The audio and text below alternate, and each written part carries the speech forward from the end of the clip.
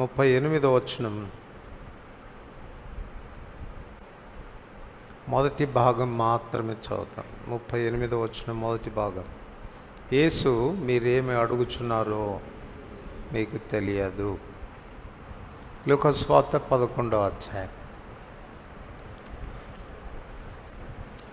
లూకా సువార్త 11వ అధ్యాయం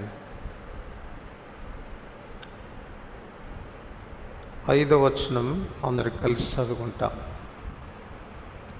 లూకా సువార్త 11వ అధ్యాయం 5వ వచనం అందరికి కలిసి చదువుతాం. మరియు ఆయన వారితో ఇట్లనెను, ఈలో ఎవరికైనా ఒక స్నేహితుడు ఉండగా అతడు అర్ధరాత్రి వేళ స్నేహితుని వద్దకు వెళ్ళి, స్నేహితుడు నాకు 3 రొట్టెలు బదులిమ్ము, ప్రార్థన చేసుకుంటా.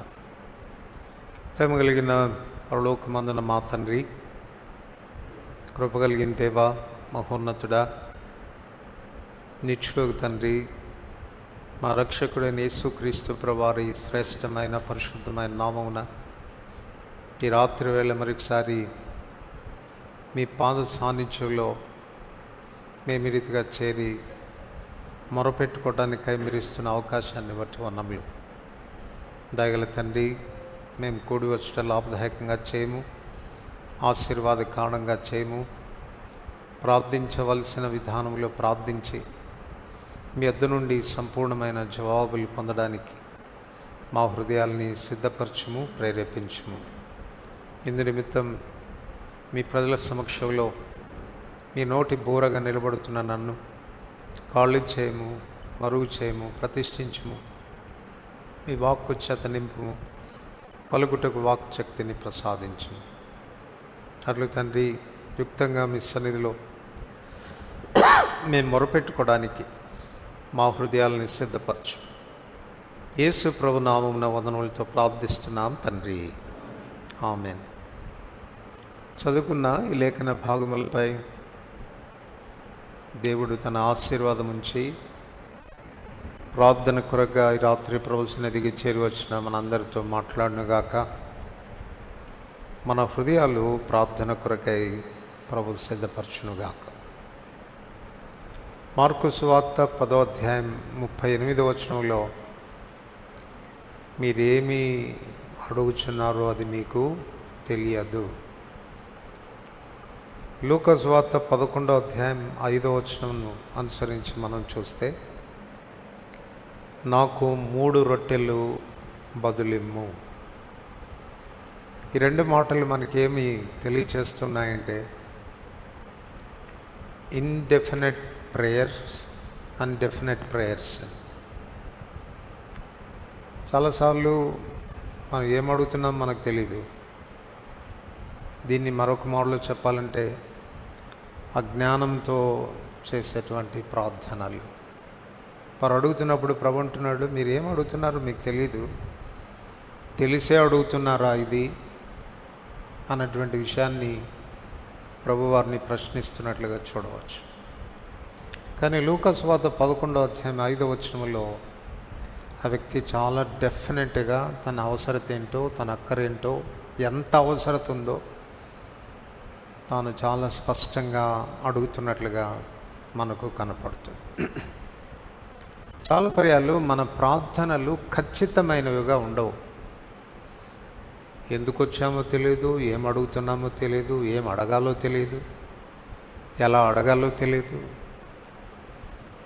అందువలన ప్రభు కూడా అంటూ ఉంటాడు, ఏం చేస్తున్నారు మీరు ప్రార్థన, ఏం అడుగుతున్నారు, మీకు ఏమైనా తెలుసా అని మరలా ప్రభు మనల్ని ప్రశ్నించినట్లుగా ఉంటుంది.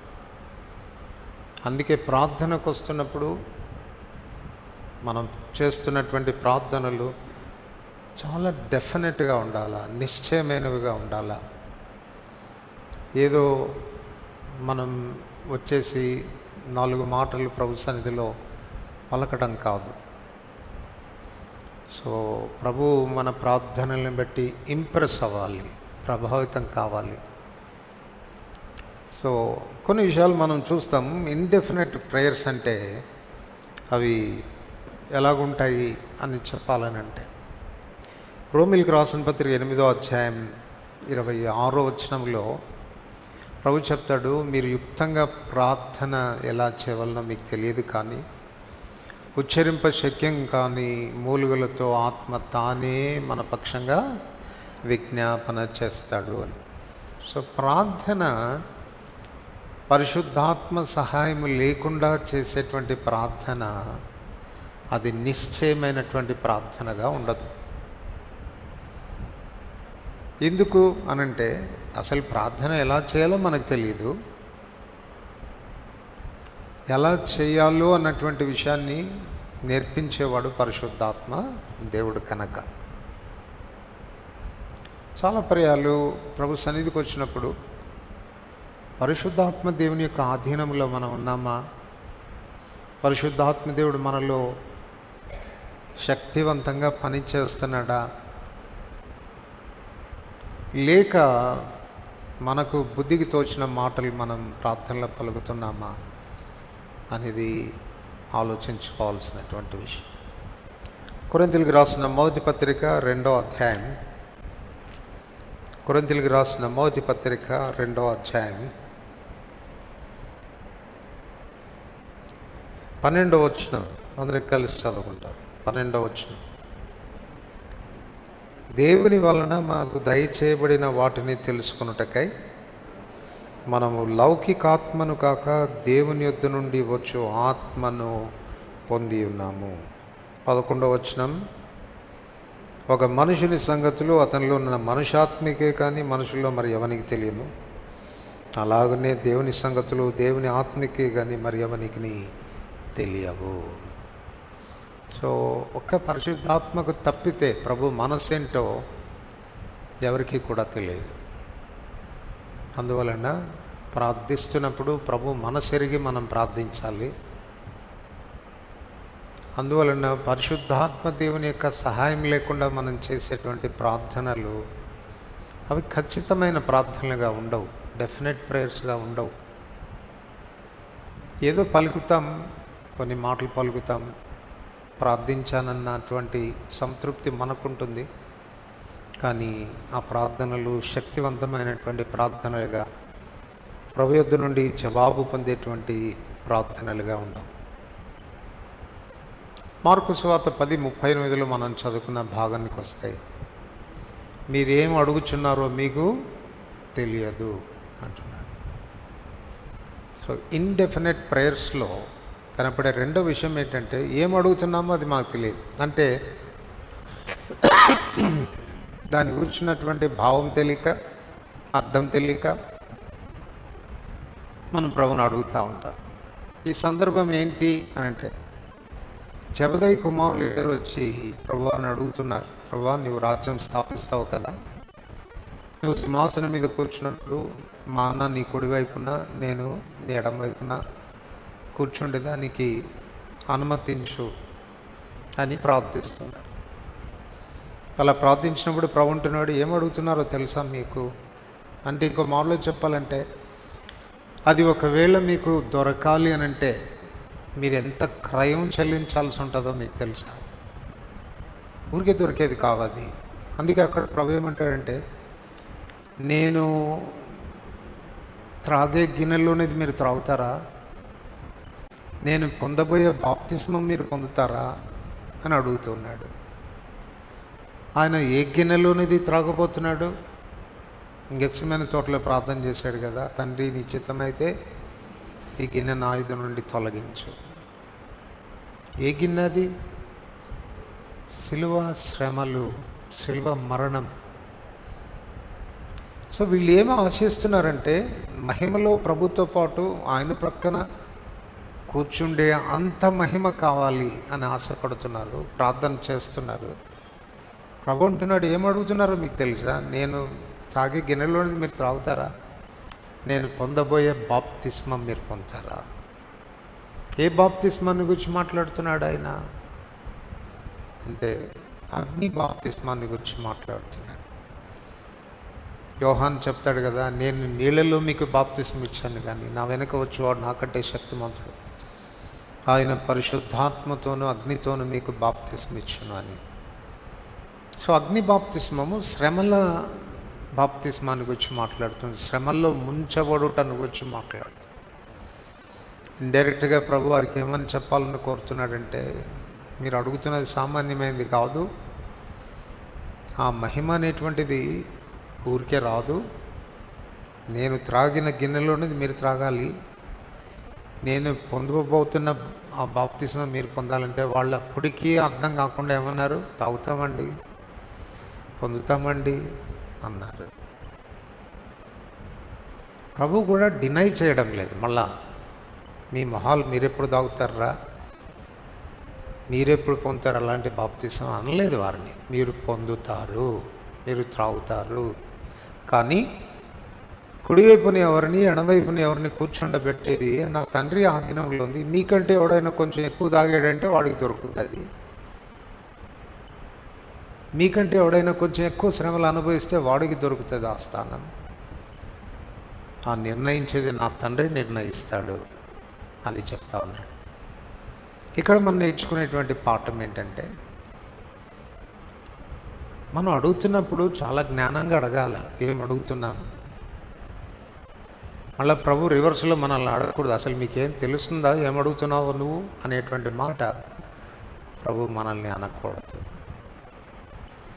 అందువలన మన ప్రార్థనలు ఒట్టివిగా ఇండెఫినెట్గా ఉండకూడదు. ఎరిగి ఖచ్చితంగా ఏం అడుగుతున్నాము అన్న విషయం తెలుసుకొని అది ఎలా మనకు లభ్యమవుతుంది అన్న విషయాన్ని గురించిన అవగాహన కలిగి ప్రభువును మనం అడగవలసినటువంటి వారంగా ఉంది. మత్తయి సువార్త 6వ అధ్యాయం. మత్తయి సువార్త 6వ అధ్యాయం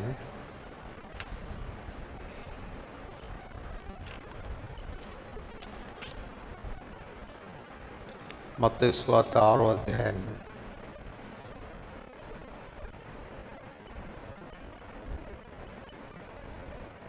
7వ వచనం అందరూ కలిసి చదువుతాం. మరియు మీరు ప్రార్థన చేయనప్పుడు అన్యజనుల వల్లే వ్యర్థమైన మాటలు వచింపవద్దు, విస్తరించి మాట్లాడటం వలన తమ మనవి వినబడునని వారు తలంచుచున్నారు. చాలాసార్లు మనం ప్రార్థన చేస్తాం, మనం ఏమనుకుంటామనంటే, ఒక గంట సేపు అయినా ప్రార్థన చేయకపోతే దేవుడు ఎటువంటాడు చెప్పు. కనుక ఇంతసేపు ప్రార్థన చేశాను కనుక దేవుడు నా ప్రార్థన తప్పకుండా వింటాడు. ప్రభు ఏమంటున్నాడంటే, ఎంతసేపు ప్రార్థన చేసామన్నది ప్రాముఖ్యమైనది కాదు.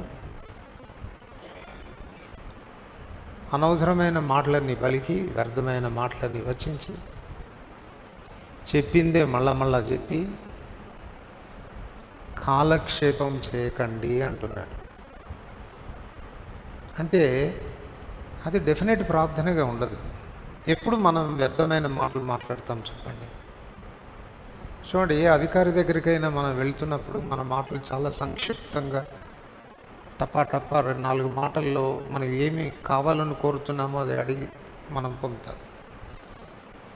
మనం సోదంతా చెప్తున్నాం అనుకోండి, వాళ్ళకి కోపం వస్తుంది. ఏమంటారు, అసలు నీకు ఏం కావాలి చెప్పాయా, ఇవన్నీ ఎందుకు, ఆ మాటలన్నీ ఎందుకు మాట్లాడు, ఏం కావాలి చెప్పు అని అడుగుతారు కదా.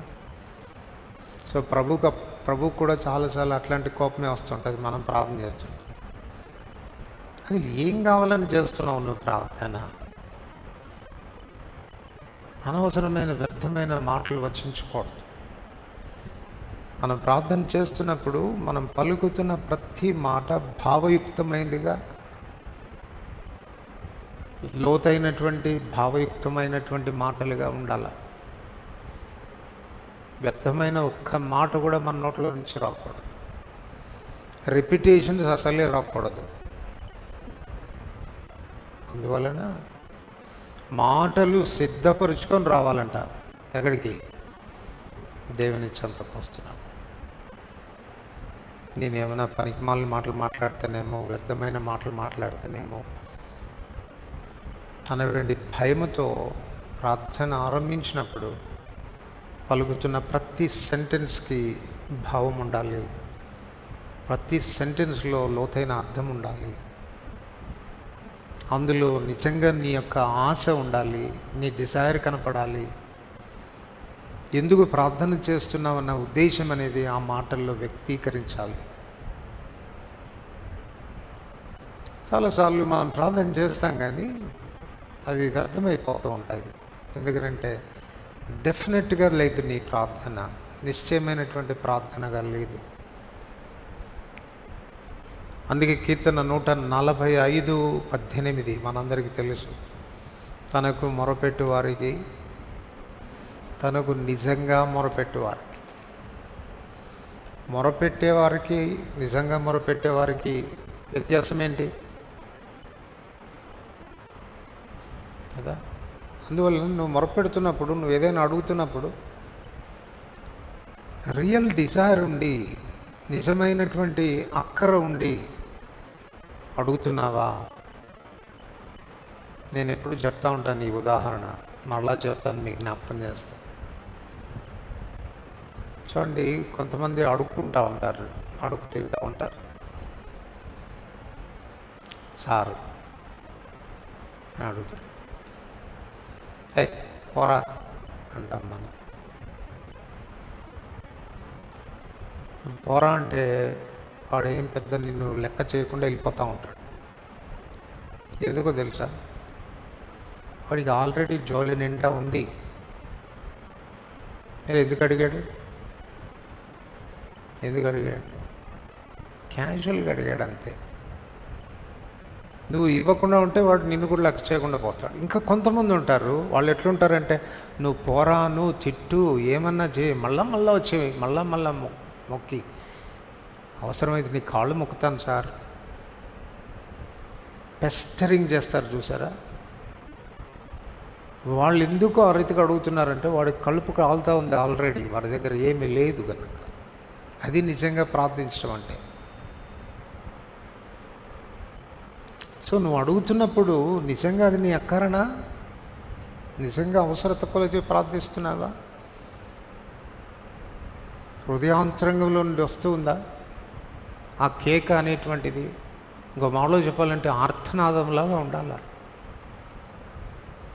ప్రభా, నువ్వు ఇవ్వకపోతే ఎలాగా, నేను బతికేదలాగా, నా అవసరత ఎలా తీర్చిపడుతుంది అన్నటువంటి విధానంలో మనం చేసేటువంటి ప్రార్థనగా ఉండాలి. కొన్నిసార్లు మనం ప్రార్థన చేస్తాం, ఎలాంటి ప్రార్థన అంటే హాఫ్ హార్టెడ్గా ప్రార్థన చేస్తాం.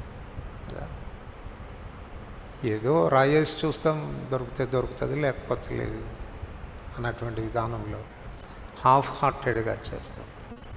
అది కూడా ఖచ్చితమైన ప్రార్థన కాదు. ఇర్మియా 29:13 ఏం చెప్తాడు? నువ్వు పూర్ణ మనసుతో విచారణ చేయని యెడల నీవు నన్ను కనుగొంటావు. సో హోల్ హార్టెడ్గా పూర్ణ మనసుతో ప్రభు యొద్ద మనం విచారణ చేయవలసినటువంటి అవసరత ఎంత ఉంది. యాకోబు పత్రిక 4వ అధ్యాయం 5వ వచనం. యాకోబు పత్రిక 4వ అధ్యాయం 5వ వచనం. ఆయన మనయందు నివసింపచేసిన ఆత్మ మత్సరపడునంతగా అపేక్షించున అను లేఖనం చెప్పునది వ్యర్థమని అనుకొనుచున్నారా? కొన్నిసార్లు మనం అడుగుతామంట, ఎలా అడుగుతామంటే మత్సరంతో అడుగుతామంట. మత్సరం అంటే ఏంటండి? మత్సరము అని అంటే నాకు లేదు అని బాధపడడం ఒక ఎత్తు, వానికుందే అన్నటువంటి బాధపడడం మరొక ఎత్తు. చాలాసార్లు మన ప్రార్థనలు ఎందుకు వస్తాయి అని అంటే, ఎందుకు ప్రభు దగ్గర అడుగుతాం, వాడికి ఇచ్చావుగా నాకెందుకు ఇవ్వవు, వాడికి ఇచ్చావుగా నాకు లేకుండా చేసావు అన్నటువంటి ధోరణిలో అడుగుతాం. ఇప్పుడు ఇక్కడ ఏమంటున్నాడంటే యాకోబు, దేవుడు మనలోనికి పంపినటువంటి పరిశుద్ధాత్మ దేవుడు మత్సరపడున్నంతగా అపేక్షిస్తాడా? అరే వాడికి ఉందే నాకు లేదే అన్నటువంటి ఆశను వ్యక్తపరిచేటువంటి ఆత్మన మనలో ఉండేది. అందుకే పై వచనాల్లో రాశాడు, మీరు అడుగుతున్నారు కానీ మీకేం దొరకడం లేదు, కారణం మత్సరంతో అడగండి. ఇవన్నీ కూడా ఇండెఫినెట్ ప్రేయర్స్ అయిపోతాయి. నువ్వు చేసేటువంటి ప్రార్థన అది ఖచ్చితంగా ప్రభు సన్నిధికి చేరదు. నీకు కాన్ఫిడెన్స్ రాదు. నేను ప్రార్థన చేస్తున్నప్పుడు నేను చేశాను కాబట్టి నా ప్రార్థనలకు దేవుడు తప్పక జవాబిచ్చి తీరుతాడు అన్నటువంటి ఆ ధైర్యము, ఆ ప్రోత్సాహము, పురికొల్పు మనకు రాదు. తిమోతికి రాసిన మొదటి పత్రిక 2వ అధ్యాయం. తిమోతికి రాసిన మొదటి పత్రిక 2వ అధ్యాయం. మొదటి 2 వచనాలు కలిసి చదువుకుంటాం. మొదటి 2 వచనాలు, మనం సంపూర్ణ భక్తియు మాన్యతయు కలిగి నెమ్మదిగాను సుఖముగాను బ్రతుకు నిమిత్తం అన్నిటికంటే ముఖ్యంగా మనుషులందరి కొరకును, రాజుల కొరకును, అధికారులందరి కొరకును విజ్ఞాపనలు, ప్రార్థనలు, యాచనలు, కృతజ్ఞతాస్తుతులు చేయవలని హెచ్చరించుచున్నాను. సో మన ప్రార్థన ఇండెఫినెట్గా ఉండడానికి మరొక కారణం ఏంటి అని చెప్పుకోవాలంటే, ప్రార్థన అనేది ఈ సమ్మిళితం అని చెప్పుకోవాలి, అంటే కాంబినేషన్ అని చెప్పుకోవాలి. ప్రార్థన చేస్తున్నప్పుడు కేవలం ప్రార్థన మాత్రమే కాదు, అందులో 4 ఉండాలంట. ఇంటర్సెషన్ ఉండాలి, విజ్ఞాపన ఉండాలి, ప్రార్థన ఉండాలి, యాచన ఉండాలి, కృతజ్ఞతాస్తుతులు ఉండాలి. అందువలన ప్రార్థన చేస్తున్నప్పుడు ఈ 4 ఉండేటట్టుగా మనం చూసుకోవాలి. విజ్ఞాపన ప్రార్థన అనేది మన కొరకు కాక ఇతరుల కొరకు, ఇతరుల యొక్క అక్కర్లను గుర్తించి చేసేటువంటి ప్రార్థనను మనం విజ్ఞాపన అంటాం, ఇంటర్సెషన్ అంటాం. మన కొరకు చేసుకోవటం కాదు. ఇక ప్రార్థన అంటే కూడా భావం ఉంది. ప్రార్థన అంటే మనకేంటంటే అడుక్కోవటం అనేది మన ప్రార్థన. ప్రభు నాకు అది ఇవ్వు, ఇది ఇవ్వు, నాకు అది లేదు, ఇది లేదు అని అడగడమే ప్రార్థన అనుకుంటాం. నేను చాలాసార్లు చెప్పాను, మళ్ళీ చెప్తున్నాను. వాచ్మెన్ని గారు తన పుస్తకంలో ఈ రీతిగా రాశారు. ఏమని రాశాడంటే, ప్రార్థన అంటే ఏంటి అన్నదానికి ఆయన ఇచ్చిన డెఫినేషన్ ఏంటంటే, దేవునికంట తన మనసులో ఒక ఆలోచన ఉంటుందంట. ఆ ఆలోచన ఎవరికి చెప్పడంట ఆయన. ప్రార్థన అంటే ఏంటంటే, దేవుని మనసులో ఏం ఆలోచన ఉందో తెలుసుకొని దాన్ని అడగడమే ప్రార్థన అంట. మీకు అర్థమవుతుందండి? ఆయన మనసులో ఒక ఆలోచన ఉంటుంది, ఆయన ఎవరికి చెప్పడు. ఆయన మనసులో ఏమనుకుంటున్నాడు అనేది మనం తెలుసుకొని అది అడగడమే ప్రార్థన అంట. అందుకే మొదటి యోహాను 5:14 చెప్తాడు, ఆయన చిత్తానుసారంగా మనం ఏది అడిగినా ఆయన మన మనవి ఆలకించినది. విజ్ఞాపన ప్రార్థన ఇతరుల కొరకు మనం చేసే ప్రార్థన. ప్రార్థన ప్రభు చిత్తానుసారంగా చేసేటువంటి ప్రార్థన. యాచనలో ఏం కనపడుతుందండి? యాచనలో చాలా దీనత్వం కనపడాలి, చాలా దీనత్వం. మీరు చెప్పండి, యాచించుట అంటే అడుక్కోవటం అని అర్థం, అంతే కదా? అడుక్కోవటం అని అర్థం. అడుక్కునేవాడు ఎట్లా అడుక్కుంటాడు? మన దగ్గరికి వచ్చి కొంచెం పెట్టు అంటాడా? ఇస్తావా ఇవా అంటాడా? మరి టోన్ ఎట్లుంటుంది? అయ్యా, అమ్మా, తల్లి. సో ఆ టోన్లో ఏం కనపడుతుంది అని అంటే దీనత్వం కనపడుతుంది, తగ్గించుకోవడం కనపడుతుంది. మీకు ఒక విషయం తెలుసా అండి? అన్నిటికంటే చాలా కష్టమైన పని అడుగు తినటమే. మనం అడుగు తినే వాళ్ళని చాలా చిన్న చూపు చూస్తాం, కానీ అడుగు తినటం అనేది చాలా కష్టమైన పని. ఎందుకనంటే వాడి అహాన్ని, స్వయాన్ని, గర్వాన్ని చంపుకోవాలి వాడు.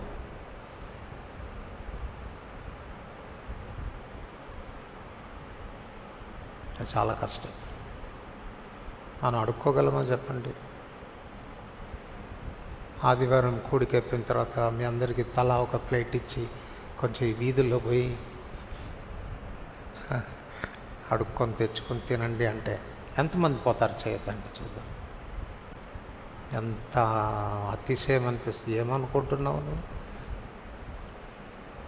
అలాంటి అనుకుంటున్నావా నువ్వు? అసలు నా స్థాయి ఏమనుకున్నావు అని అంటాం కదా మనం. అందుకే చెప్తున్నాను, అడుక్కోవడం అనేది సులభమైన విషయం కాదు. ఎంత మనల్ని మనం చంపుకుంటే, మన హాన్ని చంపుకుంటే అడుక్కోగలుగుతాం. సో యాచించుట అనేటువంటిది ప్రభు సన్నిధిలో మనం అడిగేటువంటి ఆ వైఖరి ఏ మాత్రం అతిశయం కానీ గర్వం కానీ కనపడకూడదు. ఆయన సన్నిధిలో మనం చాలా చాలా దీనులమై తగ్గించుకొని యాచించినట్లుగా అడగాల.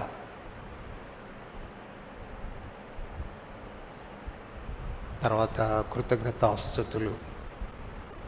ప్రార్థన చేస్తున్నప్పుడు ఫిలిప్పీ 4:6 అంటాడు కదా, కృతజ్ఞతాపూర్వకంగా మీ విన్నపములు దేవునికి తెలియచేయండి. కృతజ్ఞతాపూర్వకంగా అంటే అక్కడ 2 వస్తాయి. ఆల్రెడీ చేసిన దాన్ని బట్టి కృతజ్ఞత, చేయబోతున్న దాన్ని బట్టి కృతజ్ఞత. సో ఈ combination of intercession, prayer, supplication and thanks giving. So మనం ప్రార్థన చేస్తున్నప్పుడు వీటి యొక్క సమ్మిళితం అనేది ఉండాలి. కొన్నిసార్లు ఎంతసేపు అడుక్కుంటామే కానీ ఏ ఒక్క మాట అయినా ప్రభా ఇప్పుడు దాకా చేసిన దానికి నీకు చాలా వందనాలే, ఇప్పుడు దాకా నువ్వు చేసిన వీటన్నిటికీ నేను అపాత్రుని స్వామి, ఇట్లాంటి మాటలు అసలే అన్నాం. ఎంతసేపు అడుక్కోవటమే. సో ఇలాగా చేసేటువంటి ప్రార్థనలు డెఫినెట్ ప్రేయర్స్గా ఉండవు. మన ప్రార్థనలో మనకు అది కాన్ఫిడెన్స్నే మాత్రం కూడా ఇవ్వాలి. మత్తయి సువార్త 6వ అధ్యాయం, మత్తయి సువార్త 6వ అధ్యాయం 5వ వచనం. మత్తయి సువార్త 6వ అధ్యాయం 5వ వచనం అందరికి కలిసి చదువుకుంటాం. మరియు మీరు ప్రార్థన చేయనప్పుడు వేషధారుల వలె ఉండవద్దు, మనుషులకు కనపడవలని సమాజ మందిరంలోనూ వీధుల మూలల్లోనూ నిలిచి ప్రార్థన చేయుట వారికిష్టం. వారు తమ ఫలం పొందినారని మీతో నిశ్చయముగా చెప్తున్నారు. సో ఈ ప్రార్థన ఏ ప్రార్థన అని చెప్పాలి? వీళ్ళు దేవునికి కాదు ప్రార్థన చేసేది. ఎవరికి ప్రార్థన చేస్తారు? వారి ప్రార్థన మనుషులు వినాలని ప్రార్థిస్తారు. అందుకే వాళ్ళు ప్రార్థన అయిపోయిన తర్వాత దే విల్ ఎక్స్పెక్ట్. ఒక్కళ్ళన్నా వచ్చి అక్క ఏం చేసావు అక్క, ప్రార్థన అనలేదే. They pray to impress people. అందుకే చక్కటి పదజాలాలు, రమ్యమైన పదజాలాలు వినియోగించి చేస్తూ ఉంటే అందరూ అబ్బురపడాల. బా ఏం చేసింది అక్క, అన్న ఏం చేశాడు అని అనుకోవాలి. వాళ్ళు దేవునికి కాదు ప్రార్థన చేస్తుండేది. ఎవరికి చేస్తున్నారు? మనుషులు వినాలని, మనుషులు వాళ్ళని గుర్తించాలని చేసేటువంటి ప్రార్థన. These are all indifferent prayers అని చెప్పుకోవాలి. అందువల్ల మన ప్రార్థనలోనికి వస్తున్నప్పుడు ప్రభు అంటాడు, ఏం ప్రార్థన చేస్తున్నారో మీకు తెలుసా? ఏం అడుగుతున్నారో మీకు తెలుసా? ఎలా అడుగుతున్నారో తెలుసా అని ప్రభువు మనల్ని ప్రశ్నించకుండా ఉండాలంటే ఈ విషయాల్లో మనం జాగ్రత్త పడాల్సినటువంటి అవసరం ఉంది. మరి అది ఒకవేళ వాస్తవం అయితే డెఫినెట్ ప్రేయర్స్ అనేవి ఎలాగుంటాయి? నిశ్చయంగా మనం చేసేటువంటి ప్రార్థనలు అవి ఎప్పుడు మనకు కాన్ఫిడెన్స్ని ఇస్తాయి అంటే చూడండి, యోహాను సువార్త 4వ అధ్యాయం 10వ వచనం.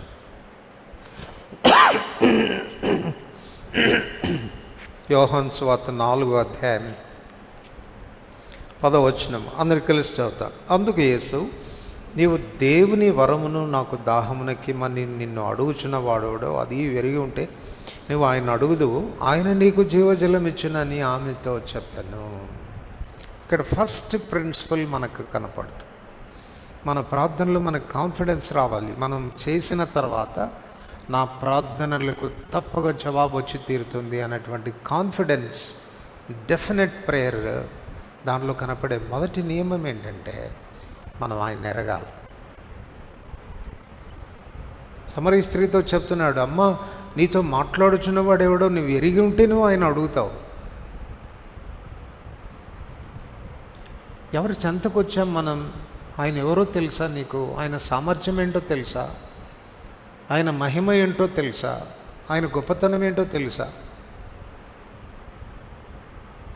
నువ్వు ప్రార్థించగా నీ ప్రార్థనలకు జవాబిచ్చేటువంటి దేవుడని తెలుసా? నువ్వు ఏది అడిగినా ఇవ్వగలిగిన వాడని తెలుసా? ఎఫెసీ 3:20 ప్రకారంగా అడుగువాటన్నిటికంటే ఊహించేవాడన్నిటికంటే అత్యధికంగా చేయ శక్తి కలిగిన వాడని తెలుసా నీకు?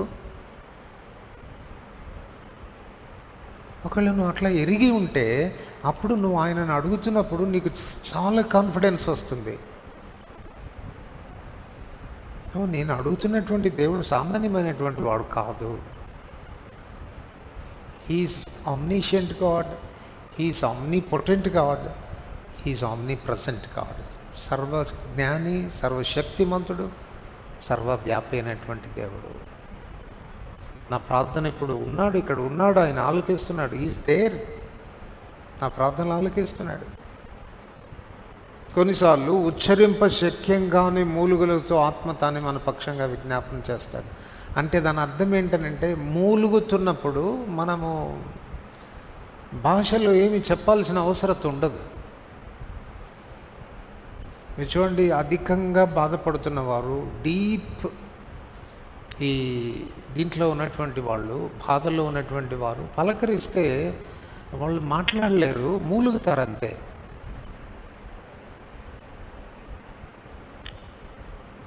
ఆ మూలుగుతున్నప్పుడు మానవ మాతృలంగా మనమైతే వాళ్ళ బాధను మనం అర్థం చేసుకోలేకపోవచ్చు. కానీ మన ప్రభు ఎలాంటి వాడు? సర్వజ్ఞాని. నువ్వు మాటల ద్వారా ప్రార్థనలో వ్యక్తపరచకపోయినా నీ బాధ చూసి, నీ మూలుగు చూసి, దేనికి నువ్వు బాధపడుతున్నావో, ఏమి అడగాలని కోరుతున్నావో అర్థం చేసుకోగలిగినటువంటి వాడు. హీఈస్ ఆమ్నిషియంట్, సర్వజ్ఞాని అయిన దేవుడు. తర్వాత ఆయన సర్వశక్తిమంతుడు కూడా. నీ అక్కర ఏదైనా, కొన్నిసార్లు మనం అంటాం కదా, కొండ మీద కోతిని తెమ్మంటావా అని. ఒకటిదే తెమ్మంటే తేలేం, మనం ప్రగల్భాలు పలుకుతాం. కానీ వాట్ ఎవర్ యు ఆస్క్, నువ్వు అడిగేది ఏదైనా కూడా ఆయన ఇవ్వడానికి సమర్థుడైన దేవుడు, పొటెన్షియల్ గాడ్ ఆయన. సో ప్రార్థనలో మనం వెళ్తున్నప్పుడు ఈ గమనములో వెళ్ళాల. అట్లాంటి దేవుడిని నిజంగా ఎరుగుదువా నువ్వు? That will give you confidence. అది నీకు ధైర్యం ఇస్తుంది. అప్పుడు నువ్వు చేసే ప్రార్థనలు చాలా డెఫినెట్గా ఉంటాయి. ఏం సంశయం కానీ, అనుమానం కానీ అలాంటిది ఏమి ఉండదు. అప్పుడు చాలా నిశ్చయంగా అడుగుతాం, అడిగిన దానికి నిశ్చయమైనటువంటి జవాబులు కూడా పొందుతాం.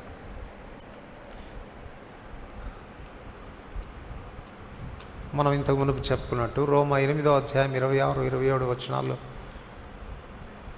మనం ఎలా యుక్తంగా ప్రార్థన చేయాలో మనకు తెలియదు. ఆత్మదేవుడే మనకు సహాయపడతాడు. ఉచ్చరింప శక్యంగాని మూలులతో ఆత్మ తానే మన పక్షంగా విజ్ఞాపన చేస్తాడు. కారణం ఏంటంటే ప్రభు మనసు ఎరిగినటువంటి వాడు. ఇంత మునిపే మనం చెప్పుకున్నాం, ప్రార్థన అంటే ఏదో మన ఇష్టాలు నెరవేర్పు కొరకు కాదు, దైవ చిత్తానుసరంగా మనం ప్రార్థన చేయాలి. తన మనసులో ఏమనుకుంటున్నాడు, ప్రభు మనసులో ఏముంది, ఏం ఆలోచనలు ఉన్నాయి. అందుకే శిష్యులైనటువంటి వారు అడిగినప్పుడు ప్రార్థన చేయ మాకు నేర్పుము అన్నప్పుడు ప్రభు వారికి నేర్పినటువంటి ప్రార్థనలో ఈ మాట మనం చూస్తాం. పరలోకమందు నీ చిత్తం నెరవేర్చబడుచున్నట్లు భూమి మీద కూడా నీ చిత్తం నెరవేర్చబడును గాక. సో అందువలన మన ప్రార్థనలో ఆయన చిత్తం మనకు తెలియాలి, ఆయన మనసు మనకు తెలియాలి. దావీదును అందుకే ప్రభు ఏమంటాడు చెప్పండి? దావీదు నా హృదయానుసారుడైన మనుషుడు, నా చిత్తమంతా నెరవేర్చేవాడు.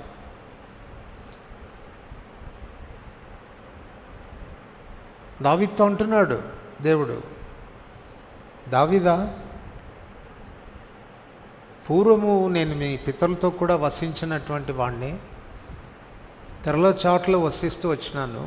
నాకంటూ ఒక మందిరం కావాలని నా మనసులో ఉన్నింది. కానీ నేను ఎవరు మీ పితరులతో చెప్పలేదు, ఎవరితో నేను ఈ విషయాలు పంచుకోలేదే. ఎలా తెలిసింది నీకు నాకంటూ ఒక మందిరం ఉండాలని? అందుకే నువ్వు నా హృదయానుసారుడైన మనుషుడివి. నా మనసులో ఏముందో అది తెలుసుకున్నావు. చూడండి, పరిశుద్ధాత్మ దేవుడు మనలో వసిస్తున్నప్పుడు, మనం ఏదైనా ఆయన చిత్తానుసారంగా అడుగుతున్నప్పుడు ఎట్లా ఉంటుందో తెలుసా? పరిశుద్ధాత్మ దేవుడు మన ఆత్మతో yes yes that's my desire అని పరిశుద్ధాత్మ దేవుడు మన ఆత్మతో చెప్పుతున్నటువంటి ఆ స్ఫూర్తి మనకు కలుగుతుంది. అప్పుడు వస్తుంది ధైర్యం. అవును, నేను చేసినటువంటి ప్రార్థనకు సంపూర్ణమైన జవాబు దొరుకుతుంది. ఎందుకంటే నా ఇష్టానుసారంగా నేను చేయడం లేదు, నా దేవుని యొక్క మనస్సు నాకు తెలిసింది. ఆయన ఏమనుకుంటున్నాడు అది నాకు తెలిసింది, దాన్ని నేను అడుగుతున్నాను. అందువలన ఆ కాన్ఫిడెన్స్ అనేది, ఆ ధైర్యం అనేది ప్రార్థనలో వస్తుంది. మూడవది, మన ప్రార్థనలు చాలా కాన్ఫిడెంట్గా ఉండాలి అని అంటే, మూడవది మన అక్కరేంటో మనకు తెలియాలి. మన అక్కరేంటో మనకు తెలియాలి. చాలా పర్యాలు మన అక్కర మనకు తెలియదు, మనం ఎంత కొరతలో ఉన్నామో మనకు తెలియదు. ప్రార్థనలో వచ్చినప్పుడు ప్రభు సన్నిధిలో యాజ్ ఇఫ్ ఏదో మనం చాలా సంతృప్తిగా ఉన్నట్టు, అంతా అనుభవించేస్తున్నట్టు, ఇప్పటికే మనం చాలా సూపర్లేటివ్ డిగ్రీలోకి వచ్చేసినట్టు,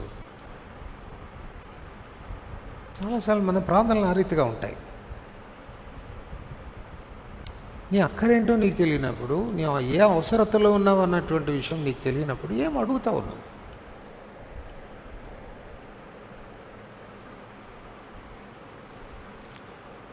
ఒకవేళ ఈ రాత్రి ప్రభు ప్రత్యక్షమై సొలొమోను అడిగినట్టుగా, నేను నీకేం చేయాలని కోరుతున్నావు చెప్పు అనంటే, డెఫినెట్గా ఇది నేను అడుగుతాను ప్రభువును, ఎందుకంటే ఇది నాకు కొరతగా ఉంది అని చెప్పగలరా? సొలొమోనుకు ప్రత్యక్షమే అడిగితే ఏం కావాలనుకుంటున్నావు అంటే వెంటనే టపీమని చెప్పేశాడు కదా. కారణం ఏంటంటే సొలొమోనుకు తెలుసు తన అక్కరేంటో తెలుసు, తన అవసరత ఏంటో తెలుసు. ప్రభువా, నేను బాలుణ్ణి, నువ్వేమో సింహాసనం ఇచ్చావు, రాజుగా చేశావు. ఈ రాజ్యం చూడు, కుడి ఎడమలు ఎరగనటువంటి విస్తారమైనటువంటి ప్రజలు ఉన్నారు. వారికి న్యాయం తీర్చాలంటే నాకేపాటిది, నా జ్ఞానం చాలదే, బుద్ధి వివేకంలో హృదయం నాకు ఇవ్వయ్యా అని అడిగాడు. ఎంత సంతోషపడ్డాడు ప్రభు. శత్రువుల ప్రాణం అడుగుతావు అనుకున్నాను, లేక వెండి బంగారాలు ఐశ్వర్యం అడుగుతావు అనుకున్నాను, లేక దీర్ఘాయువుని అడుగుతావు అనుకున్నాను, జ్ఞానాన్ని అడిగావా? నీ తర్వాత కానీ నీ ముందు కానీ నీలాంటి వాడు ఉండకపోడు. అంత జ్ఞానవంతునిగా చేస్తాను. నీవు ఇవి కూడా అడగలేదు, కానీ వాటిని కూడా నేను నీకు ఇస్తాను. సో ఇక్కడ మనం నేర్చుకోవాల్సిన పాఠం ఏంటంటే, నో యువర్ నీడ్ ఫస్ట్. నీ అక్కరేంటో ఎరుగు. అన్న ప్రతి సంవత్సరం దేవుని మందిరానికి వెళ్ళినప్పుడు తన అక్కర ప్రభుతో చెప్తా వచ్చింది, తన అక్కర ప్రభుతో చెప్తా వచ్చింది. తన అక్కర తనకు తెలుసు కాబట్టి ఆ భారం అనేది తనకు వస్తూ వచ్చింది. సో అందువలన మనం అవసరత ఎరగవలసినటువంటి వారం కాదు. మన అక్కర్లు మాత్రమే కాదు, మన కుటుంబీకుల యొక్క అక్కర్లు ఎరగాలి, మన సంఘం యొక్క అక్కర్లు ఎరగాలి, లోకంలో ఉన్న ప్రజల యొక్క అక్కర్లు ఎరగాలి. ప్రార్థనకు అది మూలమవుతుంది.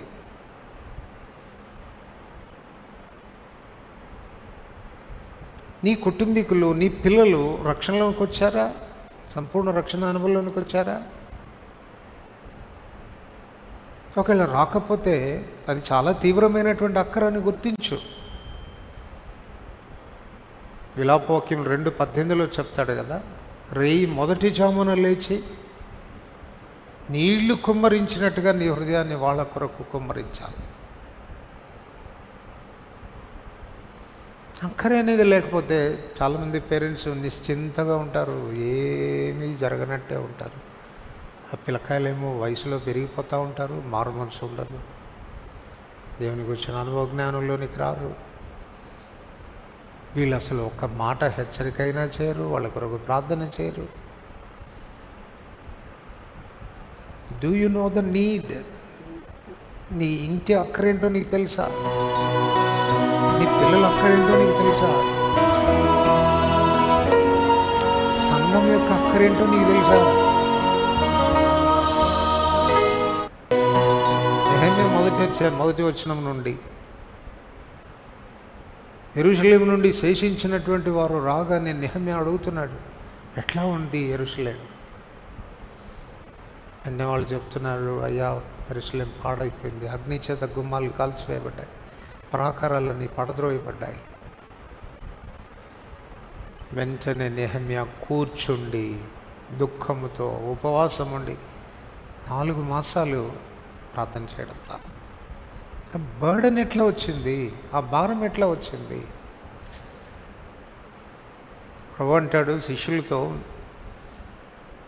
మీరు చూచుచున్నారు, మీరు వినుచున్నారు కనుక మీరు ధన్యులు అంటాడు.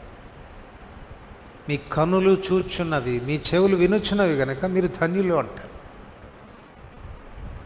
సో వినే చెవులు, చూచే కనులు మనకు అవసరం, అప్పుడే భారం వస్తుంది. సంఘం యొక్క అక్కర తెలుసా నీకు? ఏమని ప్రార్థన చేస్తున్నావు సంఘం కొరకు? సో అది ఏమైనా కనపడుతుందా నీకు? అదేమైనా వినపడుతుందా? సార్ నాకు కనపడదండి, వినపడదండి, పర్వాలేదు. నెహెమ్యా విచారణ చేశాడు కదా వచ్చిన వాళ్ళని. ఎప్పుడన్నా ఎవరన్నా అడిగావా అన్నా బేర్షెబా యొక్క పరిస్థితి ఏంటన్నా, ఏం అక్కరు ఉన్నాయన్నా, ఏం అవసరత ఉన్నాయన్నా, ప్రార్థన చేస్తానన్నా విచారణ చేసావా? ఎంక్వైరీ చేసావా? ఎలా వస్తుంది భారం? సంఘం కొరకైనటువంటి భారం.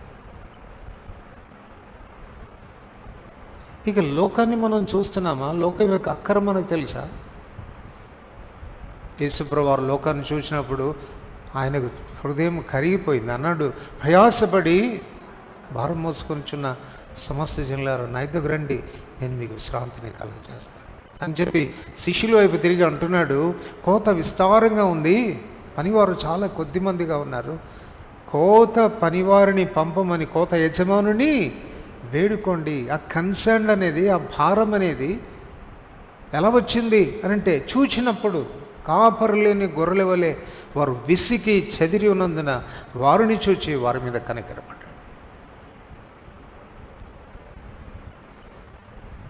సో మన అక్కరలు మనం ఎరగాల. వ్యక్తిగతంగా నీ అవసరత ఏంటి? కుటుంబంలో నీ అక్కరేంటి? సంఘములో ఉన్నటువంటి అక్కరలేంటి? లోకంలో ఉన్నటువంటి ప్రజల యొక్క అక్కరేంటి? దాన్ని మనం ఎరిగినప్పుడు నిజమైనటువంటి భారం వస్తుంది.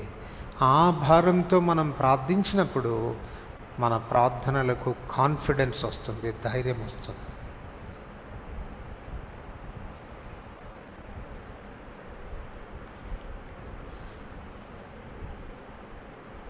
సామెతల గ్రంథం 24వ అధ్యాయం 11-12 వచనాలు. నాశనమునకు జోగుచున్న వారిని నీవు రక్షింపవా? ఇదేమీ నాకు తెలియదు అని నీవు అనుకున్న ఎడల నీ హృదయములను పరిశోధించువాడు కనిపెట్టడా? దానికి ప్రతిఫలం ఇవ్వడా అంటున్నాడు. సో చూడాలి, మనం ప్రజల యొక్క అక్కరను చూడాలి, వాళ్ళ అవసరతలు చూడాలి. ఎంతమంది నాశనానికి వెళ్ళిపోతున్నారు, నరకానికి వెళ్ళిపోతున్నారు. ప్రతి నిమిషం కొన్ని వందల మంది చనిపోతున్నారు.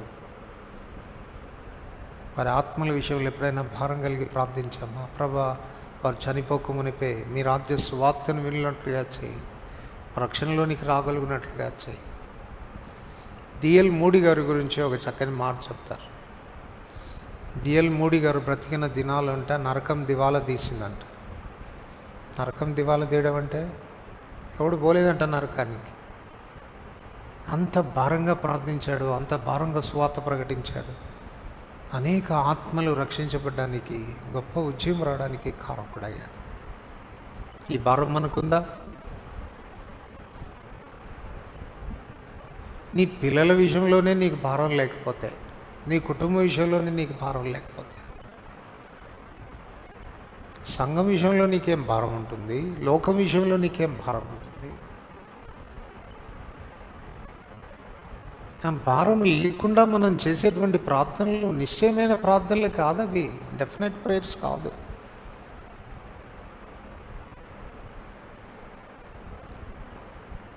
అపోస్తలుడైనటువంటి పౌలు కొలస్సీలకు రాస్తూ కొలస్సీ సంఘం విషయంలో తనకున్న భారాన్ని తాను వ్యక్తపరుస్తూ ఏమని ప్రార్థించాడో చెప్తున్నాడు చూడండి. కొలస్సీలకు రాసిన పత్రిక 1వ అధ్యాయం 9వ వచనం నుండి, అందుచేత ఈ సంగతి వినిన నాటి నుండి మేమును మీ నిమిత్తం ప్రార్థన చేయడం మానక మీరు సంపూర్ణ జ్ఞానమును ఆత్మ సంబంధమైన వివేకము గలవారును ఆయన చిత్తమును పూర్ణంగా గ్రహించిన వారై ప్రతి సత్కార్యములో సఫలగుచు దేవుని విషయమైన జ్ఞానముందు అభివృద్ధి పొందుచు అన్ని విషయంలో ప్రభువును సంతోషపెట్టినట్టు ఆయనకు తగినట్టుగా నడుచుకునే వాళ్ళని ఆనందంతో కూడిన పూర్ణమైన ఓర్పును దీర్ఘశాంతమును కనపరచున్నట్లు ఆయన మహిమాశక్తిని బట్టి సంపూర్ణ బలంతో బలపరచబడవలనని తేజోవాసులైన పరిశుద్ధుల స్వాస్థ్యంలో పాలువారమొకట మనలను పాత్రలుగా చేసిన తండ్రికి కృతజ్ఞతాస్తుతులు చెల్లింపవలనని దేవుని బతిమాలుకొనుచున్నాము. విశ్వాసుల విషయంలో వారి విషయంలో తనకున్న కన్సర్న్ అంటే వాళ్ళ అక్కర్లేంటో తెలుసుకుంటున్నాడు. చెప్తున్నాడు, నేను దీని కొరకు చేస్తున్నాను, నేను దీని కొరకు చేస్తున్నాను, నేను దీని కొరకు చేస్తున్నాను. సో ఇవన్నీ కూడా మనం అక్కరలు ఎరిగిన వారంగా ఉండాలి. అసలు నీకు అవసరత తెలియకపోతే, అక్కర తెలియకపోతే, సంఘం ఏ స్థితిలో ఉందన్నటువంటి ఆ జ్ఞానం మనకు లేకపోతే, విశ్వాసుల పరిస్థితి ఏంటి, ఎలా ఉన్నారు, వాళ్ళ ఆత్మీయ స్థితి ఎట్లా ఉంది, దేవుని చిత్తం విషయంలో వాళ్ళు ఎలా ఉన్నారు, దేవుని గురించిన జ్ఞానం విషయంలో వారు ఏ రీతిగా ఉన్నారు, నిజంగా నీతి ఫలాలు వాళ్ళలో కనపడుతున్నాయా? సో అవన్నీ చూచినప్పుడు అవి కనపడకపోతే భారం వస్తుంది. ఎందుకు ప్రార్థన చేస్తున్నాడు పౌలు అంటే అవి వాళ్ళల్లో కనపడలేదు కనుక. మీ సంగతి వినినప్పటి నుండి, మీ సంగతి నాకు అర్థమైనప్పటి నుండి నేను ప్రార్థించడం మానలేదు. బతిమాలుకుంటున్నాను దేవుణ్ణి, ప్రభా ఇలా ఉండాలి, వీళ్ళు ఇలా ఉండాలి, ఇలా ఉండాలి. That should be our concern దేవుని సంఘం విషయం. కొలస్సీలకు రాసిన పత్రిక 4వ అధ్యాయం 12వ వచనం. కొలస్సీ 4వ అధ్యాయం 12వ వచనం. అందరిని కలిసి చదువుతా. మీలో ఒకడును క్రీస్తు యేసు దాసుడైన ఎపఫ్రా మీకు వందనములు చెబుతున్నాడు. మీరు సంపూర్ణులను, ప్రతి విషయంలో దేవుని చిత్తమును గురించి సంపూర్ణ ఆత్మ నిశ్చిత గల వారే నిలకడగా ఉండవలనని ఇతడు ఎల్లప్పుడూ మీ కొరకు తన ప్రార్థనలో పోరాడుచున్నాడు. సో ఎపఫ్రాకున్న కన్సర్న్ చూడండి దేవుని సంఘం విషయంలో. మీ విషయంలో ప్రార్థనలో పోరాడుతూ ఉన్నాడు తను. కారణం, మీరు సంపూర్ణులు కావాలి, పర్ఫెక్షన్లోకి రావాలి, దేవుని చిత్తాన్ని కూర్చిన ఆత్మ నిశ్చయితలో మీరు ఉండాలి. ఏ పరిస్థితులు వచ్చినా అవి మిమ్మల్ని కదిలింపకుండా ఉండాలి, మీరు నిలకడగా ఉండాలి. సో సంఘం యొక్క అక్కర్లు ఎరిగినటువంటి వాడై తను పోరాడుతూ ఉన్నాడు ప్రార్థనలో. సో మన ప్రార్థనలు డెఫినెట్ ప్రేయర్స్గా ఉండాలంటే, నిశ్చయమైన ప్రార్థనలుగా ఉండాలంటే, మనం ప్రార్థన చేసినప్పుడు ఆత్మలో మనకు కాన్ఫిడెన్స్ రావాలి. ఎస్, ఆయన చిత్తానుసారంగా నేను ప్రార్థించాను, నా ప్రార్థనలకు జవాబు వచ్చి తీరుతుంది అన్న ధైర్యం మనకు రావాలంటే, know the need of the hour. ప్రస్తుతం దేవుని సంఘం యొక్క అక్కర, ప్రస్తుతం నీ అక్కర, ప్రస్తుతం నీ పిల్లల యొక్క అక్కర, లోకంలో ఉన్న ప్రజల యొక్క అక్కర ఎరిగి ప్రార్థించాల్సిన వారుగా ఉన్నారు. యోహాను సువార్త 13వ అధ్యాయం.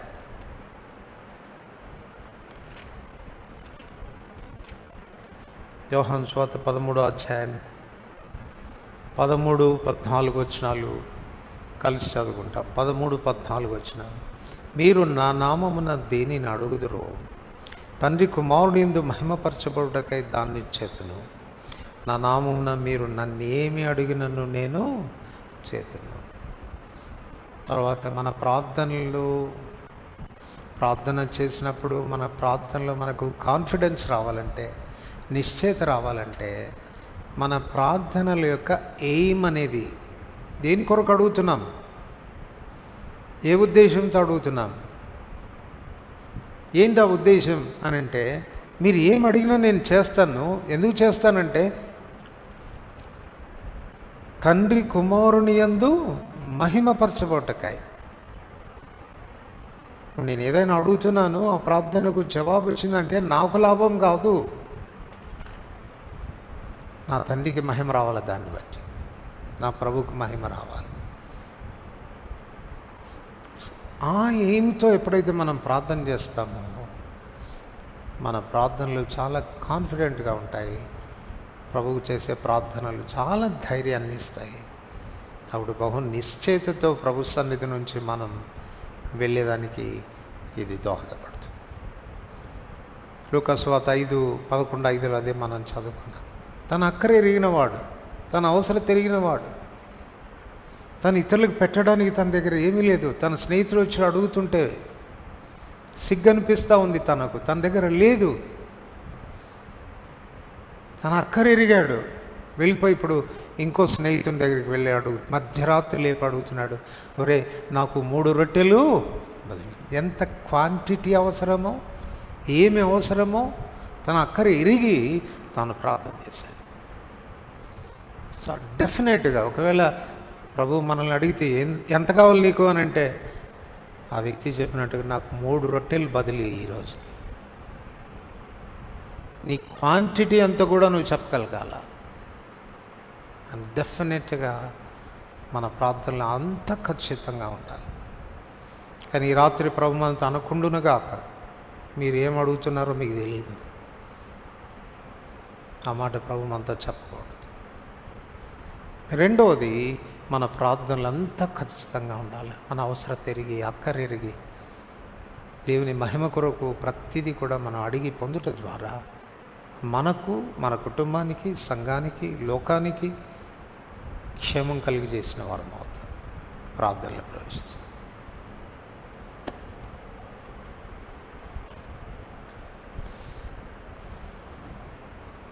విన్న వాక్యాన్ని గమనంలోంచి వాక్యాన్ని